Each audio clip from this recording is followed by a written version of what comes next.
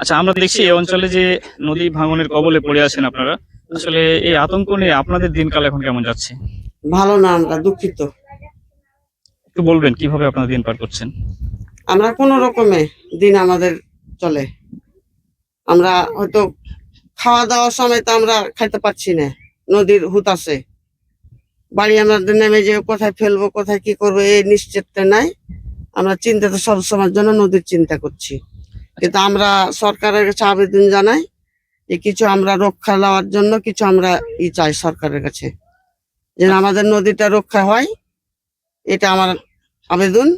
তারপরে এখন উপস্থিত ব্যাগগুলা ফেলছে, ব্যাগগুলা কান্ধা কান্ধায় দিচ্ছে, কিন্তু দূর থেকে যদি দিতে পারে তাহলে আমাদের কিছু সাহস হবে অনেক, বা আমরা বলবো কি যে থাকতে পাবো।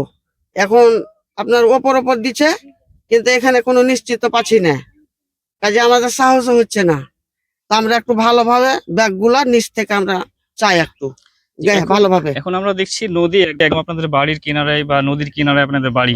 আসলে কিছুদিন আগেও আপনাদের বাড়ি থেকে নদী কত দূরে ছিল? অনেকখানি ছিল, অনেক দূরে ছিল। কাটতে কাটতে আপনার দেহর চলে আসতেছে। এখন আমাদের পুস্তা ধরে নিয়েছে, আমরা ভিটাটা কোথায় নিয়ে ফেলবো এই স্থানটা আমাদের নাই।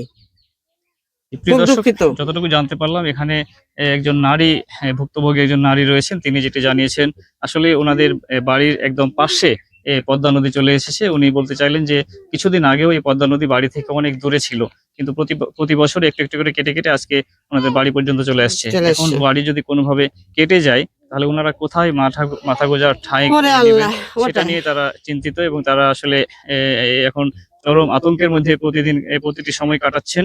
যে কোনো সময় ভেঙে যেতে পারে তাদের বাড়িঘর। এই আতঙ্ক নিয়ে তারা দিন পার করছেন।